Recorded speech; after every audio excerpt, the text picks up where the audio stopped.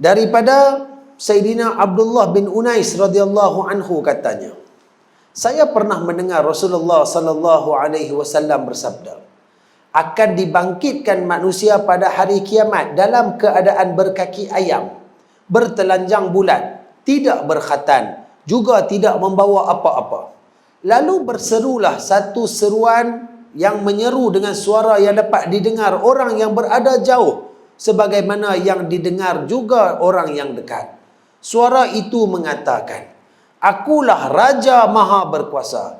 Tidak diperbolehkan seorang pun dari ahli syurga untuk memasuki syurga, dan tidak dibolehkan seorang pun dari ahli neraka untuk memasuki neraka sedang dalam tangannya ada benda kezaliman, melainkan terlebih dahulu aku akan membicarakannya, sehingga suatu tempeleng sekalipun atau yang lebih kecil dari itu, dan Tuhanmu tidak akan menzalimi sesiapa pun.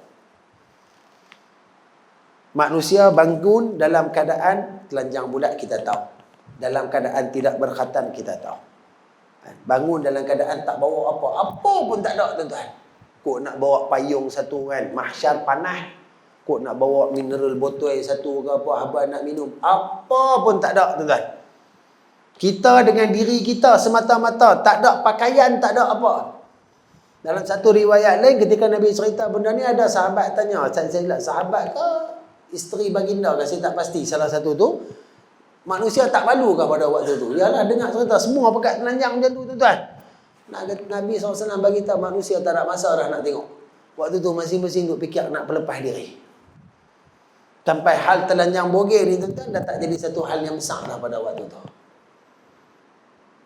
Dan dalam hadis ni, bagaimana Allah bagi tahu ahli syurga jangan harap dia boleh masuk syurga, ahli neraka jangan harap dia boleh masuk neraka setelah diadili segala kezaliman yang ada yang dia lakukan.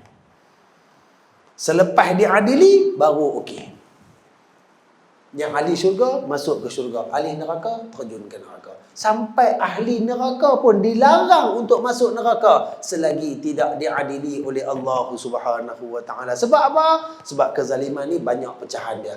Kita tengok awal-awal dulu, antara pecahan zalim kepada Allah, zalim kepada makhluk, zalim kepada sesama manusia. Banyak zalim yang ada, tuan-tuan. Kita tak jaga hak Allah. Kita Islam, kita senang solat tu satu kewajipan, kemestian. Kita dengar azan, kita tak semayang. Dengar masuk bulan Ramadan, kita tahu Ramadan, orang lain puasa, kita buat tak tahu. Kita zalim dengan Allah. Allah takkan hantar kita ke neraka selagi tidak diadili, selagi tidak dibuktikan bahawa hang ni zalim. Bukti dah ada, nak tunjuk balik saja. Sebab apa? Pada akhir hadis tadi disebutkan bahawa Tuhanmu tidak akan menzalimi. Tiba-tiba okey, pergi masuk neraka. Tak ada nak hisap, nak tanya apa lagi. Saya orang akan kata lah, weh, mana boleh macam ni, terus.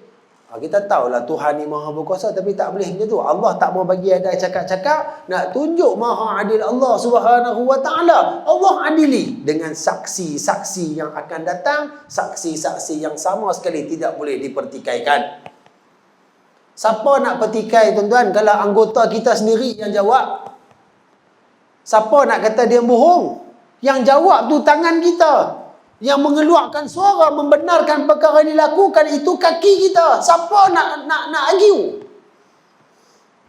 Saksi Allah bukan macam saksi zaman sekarang, tuan-tuan, yang boleh dibeli. Tahu 2-3 juta, dia sanggup cakap bohong. Sanggup menjadi apa-apa saja untuk nak mengeluarkan cerita, nak menjatuhkan satu-satu orang. Boleh dibeli maruah dan dia punya penyaksian dengan wang. Ni zaman sekarang. Berlaku tak, tuan-tuan? Allah, sampai lah ni berlaku. Tak mau sebut lah. Tuan-tuan pun senyum, tuan-tuan tahu. Cukup mudah zaman lah nak kaya, tuan-tuan. Jadi saksi palsu, buat satu cerita. Oh, kawan ni buat kat saya macam ni, nak bagi nampak real sikit, buat akuan bersumpah. Pak, dia bagi 3-4 juta. Hampir hidup sampai ketua. Duit tu dah. Lama man.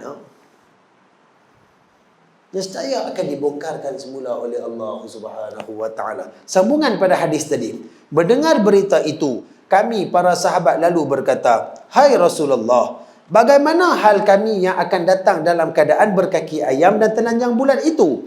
Maka Nabi SAW menjawabnya, dengan kebaikan dan keburukan sebagai balasan dalam perbicaraan itu, dan Tuhanmu tidak akan menzalimi seseorang pun.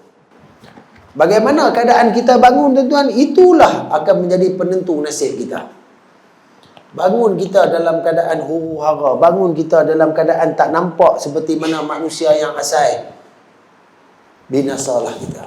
Bangun kita dalam keadaan tenang, dalam keadaan relax, tak fikir apa, duk tunggu saja.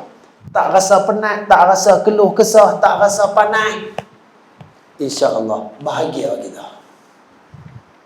Sebenarnya orang kata, tuan-tuan ni, nak tahu nasib kita baik ke buruk ni, bukan kata nak tunggu bangun ke akhirat. Time sakaratul maut tu boleh nampak lah. Kan?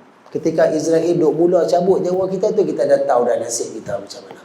Sama ada kita akan tergolong dalam ashabul yamin, atau kita akan diletakkan dalam ashabul shimal. Golongan kanan atau golongan kiri.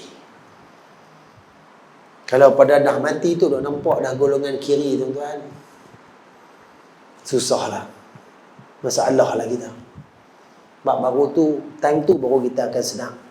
Oh, rupanya aku dah habis dah berada di satu tempat yang aku kena buat amal, tapi aku tak buat. Tempat yang aku kena cari ganjaran, tapi aku tak cari.